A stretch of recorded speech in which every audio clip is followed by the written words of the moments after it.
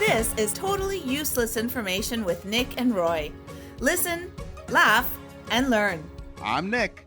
And I'm Roy. This week, Roy and I want to pay tribute to both of our countries. Roy lives in the United States, and I live here in Canada. And every year at the beginning of July, both of our countries throw huge parties.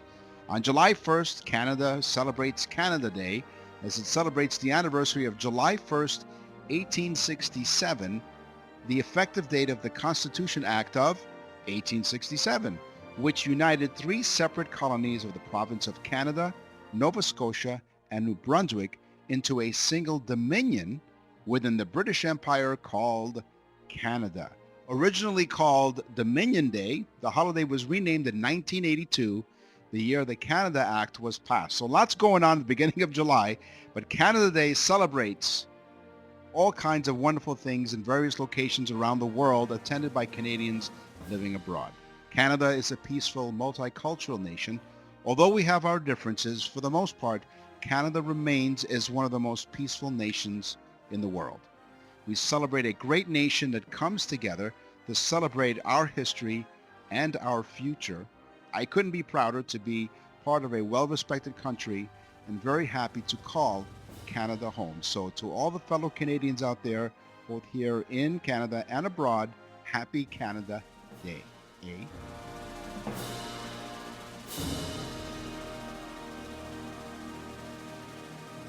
So, Nick, you have facts about Canada for Canada Day, and I've compiled facts about the 4th of July for the 4th of July for the United States version, so that we can both share in this amazing holiday. The name Canada derives from the Iroquoian word for village, Canada.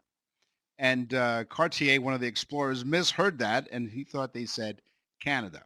Canada has the longest coastline of any country in the world. In fact, if you were to walk around the country without sleeping or eating or resting, it would take you roughly 4.5 years to walk the whole coastline. Could you imagine?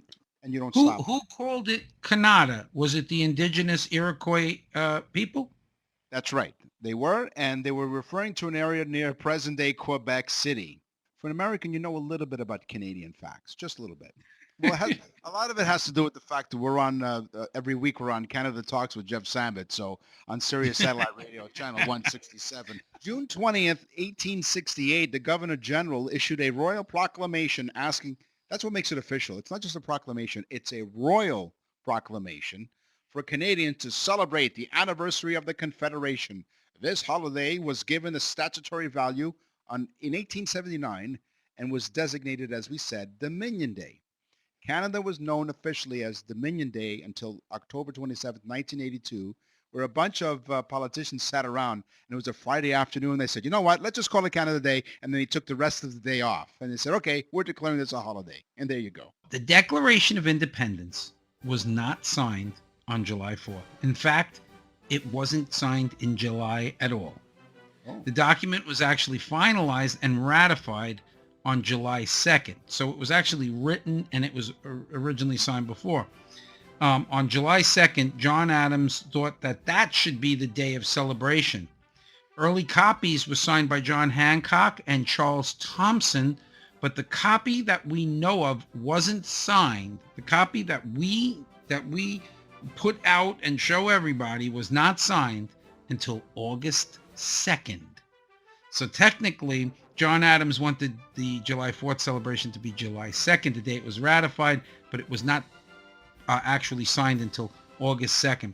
One other cool fact, it wasn't until 1777, okay, that fireworks were introduced into the 4th of July celebration. But it's been a major part since then. But think about that.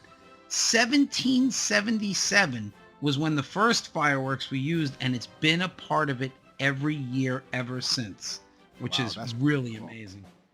It is. And do you know where the Declaration of Independence was signed? At the bottom. In Canada. In Canada. It was signed at the bottom of the page. You thought I was asking a serious question. Canada was known. So you guys have PBS, right? The Public Broadcasting System, which is like a nationwide We have no diseases down here. Oh, PBS.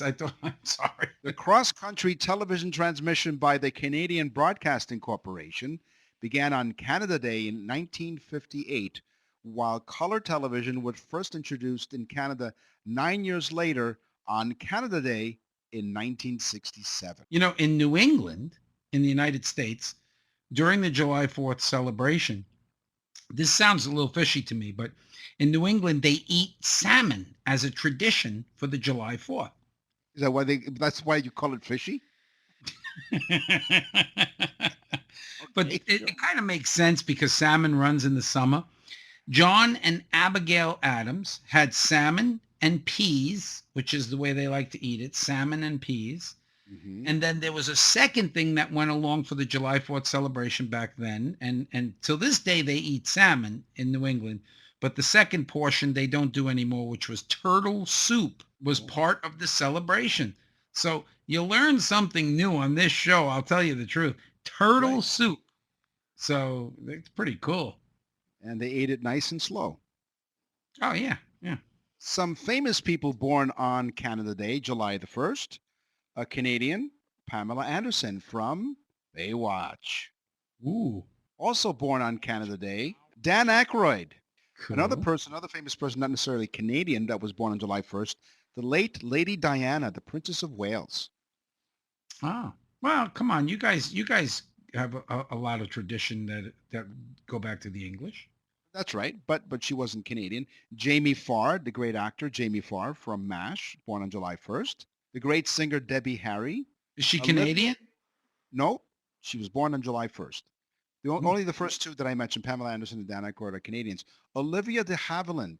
Also Estee Lauder, the skincare, perfume, and makeup giant, Estee Lauder. Carl Lewis and Liv Tyler, all born on July 1st, the day we celebrate Canada Day in Canada. Wow. Cool. Massachusetts was the first state to fully recognize the 4th of July in 1781. But it wasn't until June 25th, 1870, that the U.S. government recognized the legal holiday. So people were celebrating it before, but in 1781, Massachusetts celebrated it as a state. And then it wasn't until 1870 that the U.S. government recognized it as a legal holiday as part of a group, which I thought was real interesting.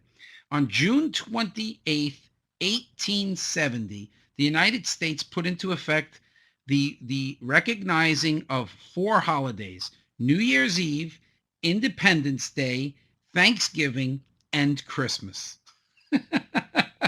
In that order, no less. Canada Day kicks off what Canadians call 2 months before winter starts. What? We drink a lot of beer up here in Canada. On Canada Day, a cold one goes together like Bob and Doug McKenzie. Remember Bob and Doug McKenzie?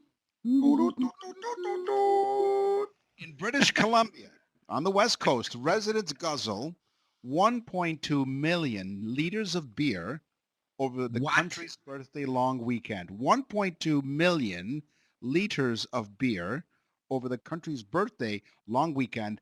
And that's just from government-run liquor stores. Is it all Molson's? Molson Canadian and Labatt's and all kinds of fine. We have a lot of craft beer up here in Canada. Some fine beers. Sure. If you're a fan of beer, Canada is one of the best places to get all kinds. So come on up when it's safe to bring some beer.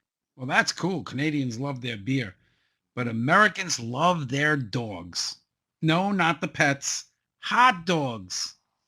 And on 4th of July, hot dogs are king.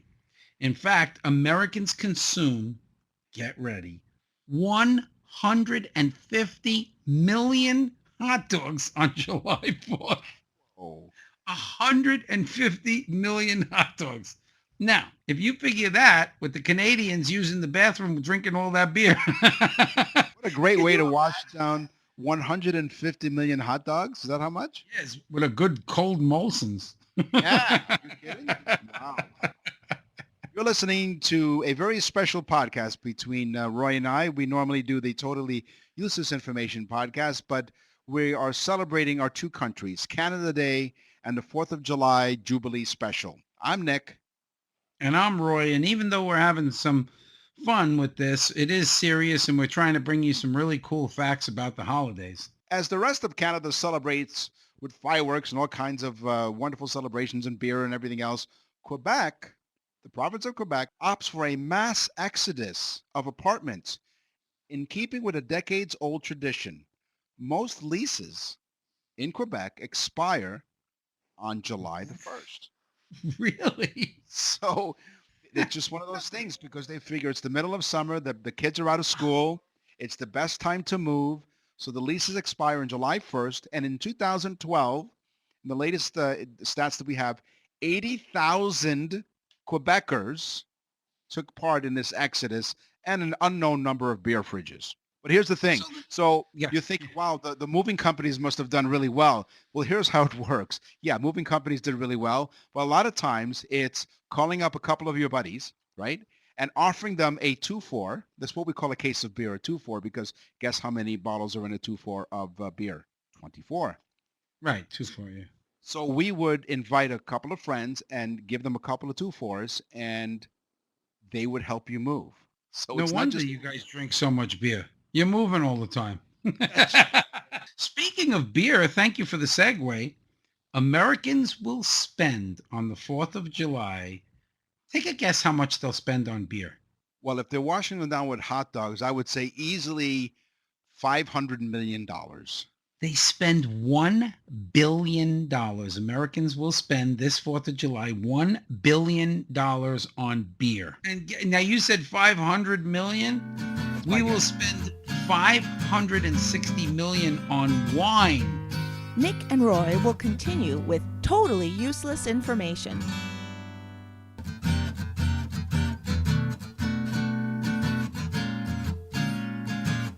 Totally useless information with Nick and Roy continues. Listen, laugh, and learn.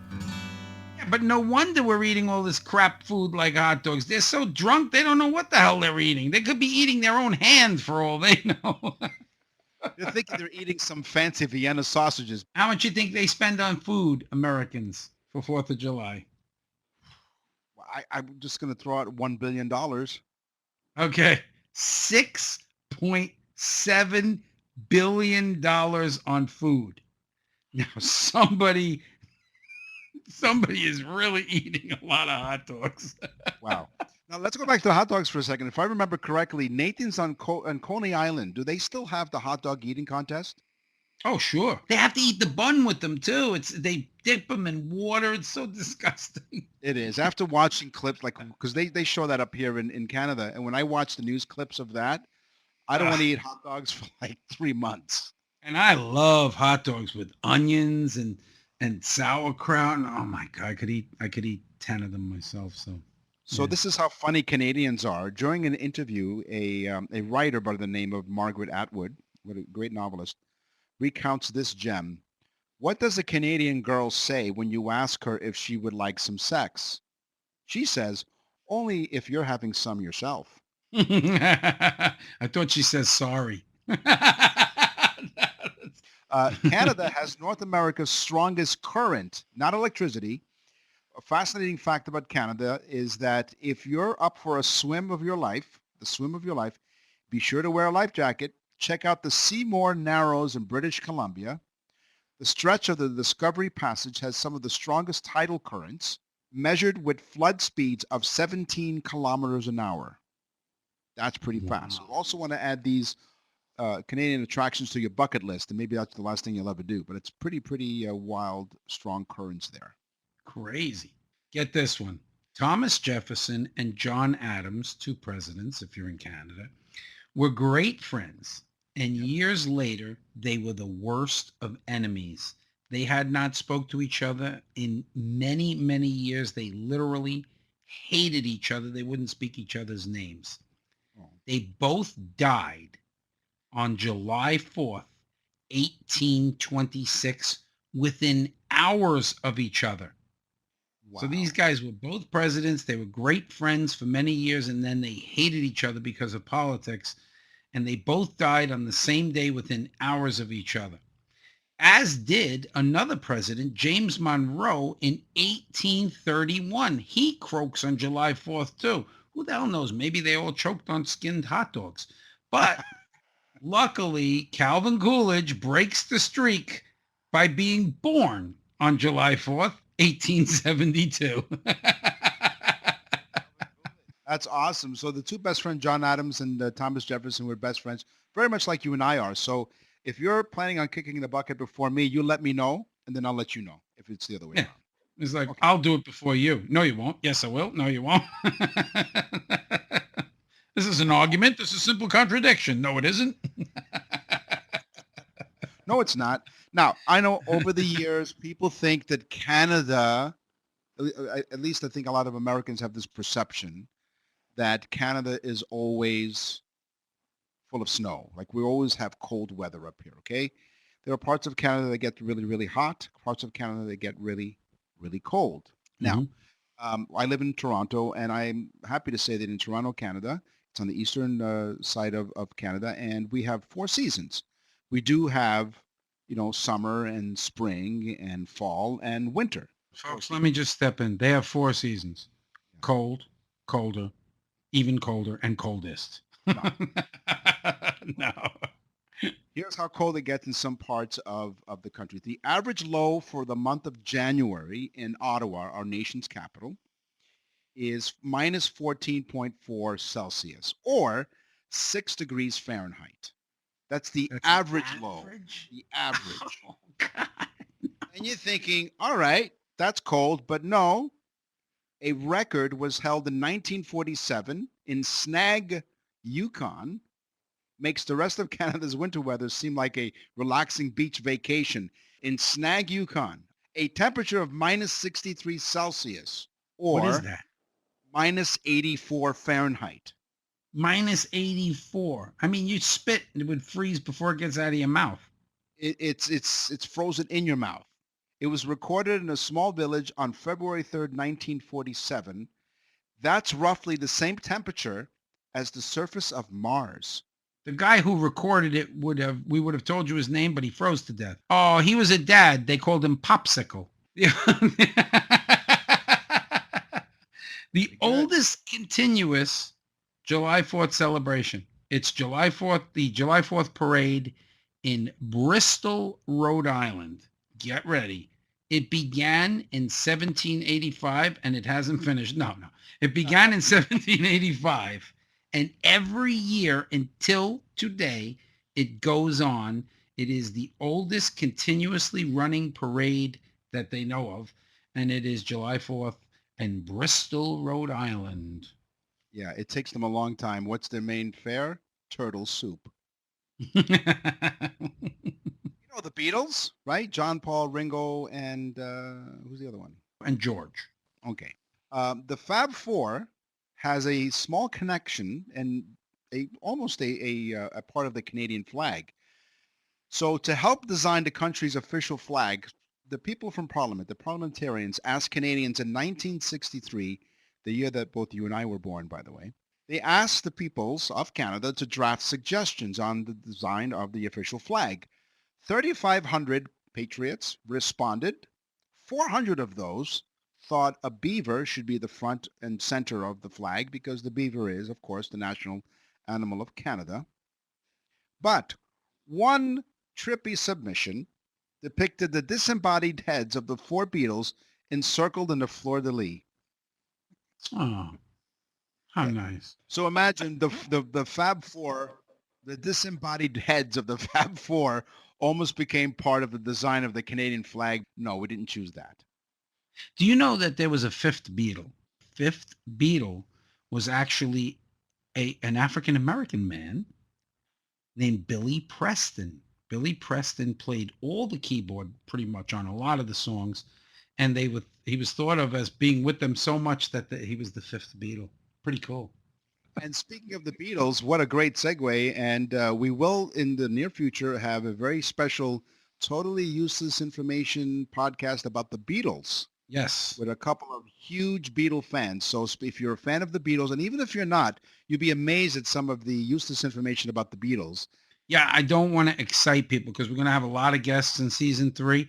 And in the Beatles show, we're going to have a guest, Sir Paul. Sir Paul will be on the show. Sir Paul will be on this show. Not Paul McCartney, but Sir Paul. He'll be on the Right. show. Yeah, some guy named Paul. All right. Sure.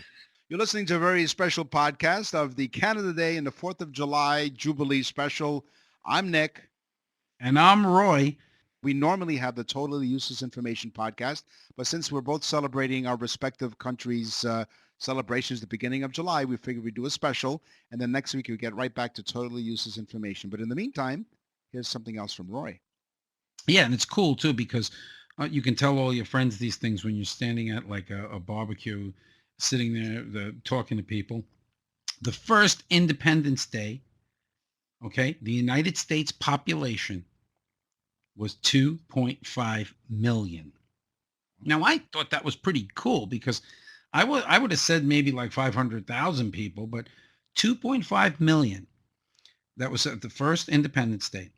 This year it'll be celebrated by 340 million people in the United States. So go US.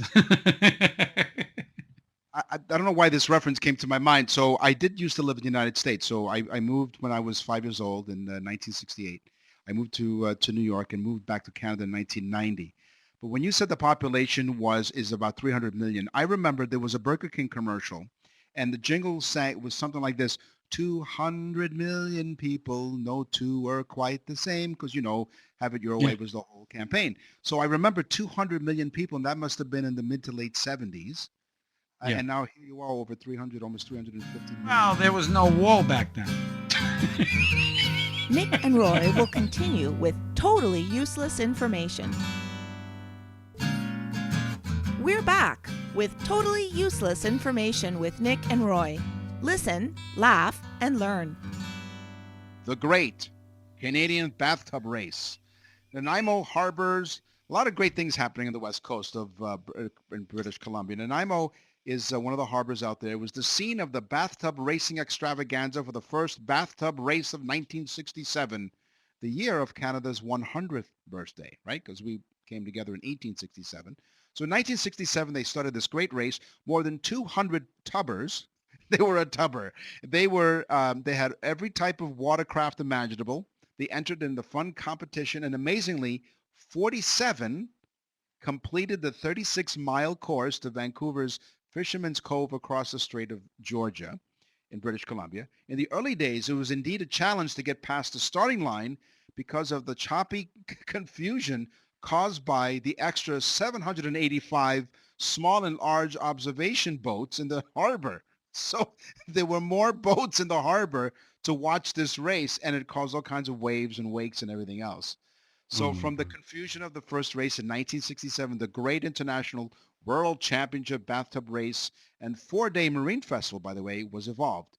So where once a select band of tubbers, as they're known, were the highlight, now share the spotlight with many other land and water events, which are interesting and often spectacular to watch. But sadly, this year, because of the pandemic, all of those events have been canceled. But check it out for next year on Canada Day, the Great International World Championship Bathtub Race. Yeah, in fact, they have the master of ceremonies stands up and says, "Gentlemen, run your baths. Let's have a clean race." That's right. You all know in Canada the Liberty Bell. You've heard of it. Nick, you were educated down here, so you know the Liberty. I don't know if all Canadians know the Liberty Bell, but No, the Liberty Bell rang every 4th of July until 1846. In 1846, they said, hey, this thing is cracking even more and more. So to avoid cracking it any further, they stopped ringing the Liberty Bell in 1846. But because it was such a sentimental thing for Americans to ring the Liberty Bell on July 4th, we now tap it 13 times as a symbolic gesture. On July 4th, the Liberty Bell will get tapped 13 times. And what's the significance of the number 13? The significance of the number 13, it was a very unlucky number for the Knights Templar. No, the 13 colonies. But if they tuned into our show, they'd know that Friday the 13th. Right. And the show he's referring to is the Totally Useless Information Podcast, available on all of your podcast platforms and on the YouTube channel, the Nick and Roy channel on YouTube and on IGTV. And if you ask your smart speaker to play the Totally Useless Information Podcast, it's so cool. You go, okay, Google, play the Totally Useless Information Podcast, and it'll play you the episodes. It's fantastic. And Alexa will do it. Any of the smart speakers. Yeah, you know what you just did? By just saying that, now you confused it because they're listening to this episode, and now it's trying to start another episode. Oh, no. Okay, Google. Stop. Okay, Google. Play the latest Totally Useless Information Podcast. We're going to screw everybody up. Canada puts more effort into higher education than any other country in the world. Is that because marijuana is legal? No, that's not what we mean by higher education. Our literacy rate, I'm sorry, wait a minute. Our literacy rate is 99%. Sorry, there's a typo. Yeah, you typed it. That's right. And I typed it and went, oh, I spelled that wrong. Did you know that the word misspelled is the most misspelled word in the English language? What? No, really? Totally useless information. Misspelled is the most misspelled word in the English language. Go try it out. Yeah. I don't spell well. I had a Bronx education. So. You were the reason why they invented spell check. They should call it Roy check. Roy spell check. Mine says Pell check. Oh, wow. Norway and Denmark, China, Ireland, France, and Austria. Norway, Denmark, China, Ireland, France, and Austria celebrate the 4th of July because they love America so much. No. They celebrate those French, you know the French, Nick. Love the French. Oh, okay. They don't celebrate it because they love the United States. No. They do it because it attracts American tourists. American tourists who are abroad will go to these countries to celebrate the 4th of July because, of course, we love the 4th of July so much that we go there and actually celebrate it. So thank you to the French for doing that for us. That's right. Now, if some Americans do come over to Canada and you're invited into somebody's house, Canadians, okay, will ask you to do something because they do this more than anybody else in the world. Canadians are more likely to remove their shoes when going into someone's house. I was thinking something else too. On 4th of July, I wonder in France, do they drink as much beer? And they probably go, oui, oui, oui, oui. Wow, he went there. I did go there. Canada has two official languages. It's two official languages, and it appears in our Constitution, English and French. So if you've ever come to Canada, and I know, Roy, you have, and if you buy anything in any store, everything is written and printed in English and in French. There are two official languages, and it's written right in the Constitution, and I would imagine that the Constitution is written in English and in French. The two except for French bread, which is just called bread. That's right. It's bilingual. Or just fries. Instead of French fries, just fries. Fries. I'll have bread and a side of fries. Oh, yes. Speaking of languages, you know, we're often mocked. Canadians usually mocked because... No. Yeah. No. Especially by you Americans, you Yankees. You make fun of us because we like to use the interjection a after almost every sentence, okay? All right. So the famous Canadian interjection a is listed in the Canadian Oxford Dictionary as a valid word. Canada uses the word to maintain or regain a listener's interest. You got me? Yeah. Okay, fine. What I said was that the word is used to maintain or regain the listener's interest. I love how they say to maintain or regain because they realize that you've lost them at some point, right? They realize that. To regain a listener's interest or to establish, I'm talking about the famous Canadian interjection A. It's listed in the Canadian Oxford Dictionary as a valid word. So it establishes that what is being said is understood. So just like you Americans say, right? So we'd say, I'm talking about this interjection being in the Canadian Oxford Dictionary, A. Mm-hmm. Okay. If you look it up in the dictionary. Now, Roy, the first time I told you this, I remember, so this is what Roy did, okay? I'm going to share this with the audience. So he said to me, the reason why Canadians say A is because we remember how to spell the name of our country. C-A-N-A-D-A. That's how I remember it. Finally, before we go on this very special podcast, and we thank you very much for joining us. And if you're listening to us in Canada and, of course, in the United States, all over North America, we celebrated the beginning of July. But we also, if you're listening to us abroad from anywhere around the world, we hope that we've entertained you and gave you some information about our countries. But Canada has not one, but two national anthems. God Save the Queen, which is more of a military type anthem. And, of course, the most famous, where you hear at all sporting events, and the Olympics, because we win a lot of gold medals, O Canada. Two official anthems, God Save the Queen and O Canada. We have one in the United States because we made up our minds. But we'll wait for you guys. Not mocking you or anything. Friends of Totally Useless Information with Nick and Roy, thank you very much for listening. We'll be celebrating our 5th anniversary in September, so stay tuned as we'll have some special shows as we look back of 5 years of Totally Useless Information with Nick and Roy.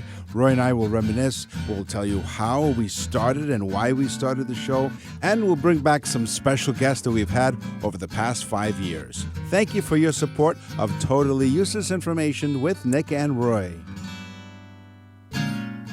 We're back with Totally Useless Information with Nick and Roy. Listen, laugh, and learn. And we'll get back to more of the July 1st, 4th of July Jubilee. But first, we haven't done food in a while, so it's time to eat. Your weekly sweet and savory facts of totally useless information with Nick and Roy. Come and get it! Grapefruits were an accident. Oh. This is a true story. Farmers crossed an orange and a pomelo. What the hell is a pomelo? I was just going to ask you, what the hell is a Somebody pomelo? needs to write us in if they've ever eaten a pomelo. I'm going to look it up while you, I'll do it. But I'll write it. pomelos, yeah, we do this from time to time, folks. We check ourselves. Yeah, well. But they crossed an orange. We check ourselves with the doctor. Yeah. It's called a checkup from the neck up. Yeah. But anyway, the orange and the pomelo were crossed, and boom, this freak vegetable. Yeah. No, hold on. They did cross it with a vegetable, which is why it's really hard to believe. No, go ahead. 3, 2. Go ahead. 3, 2. So they crossed these two things, and boom, the grapefruit, a freak fruit, was made, and it caught on, and they kept doing it. And grapefruits. Well, the scientific name for pomelo is a Citrus maxima or Citrus grandis. Yeah. Sure. I also named myself that, but yeah. Grandis. Royus Magnus, Royus Greatest. Yeah.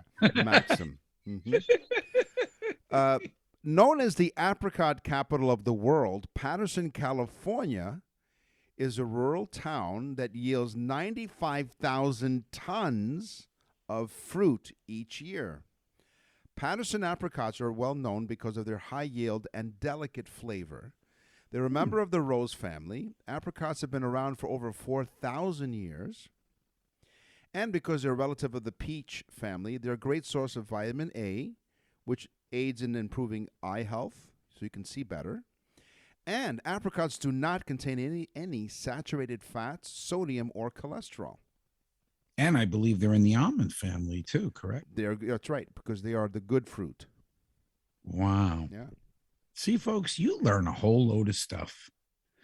So people most of you guys that listen to this show know that Coca-Cola at one time contained cocaine when it was first invented by the guy named John Pemberton, he invented Coca-Cola.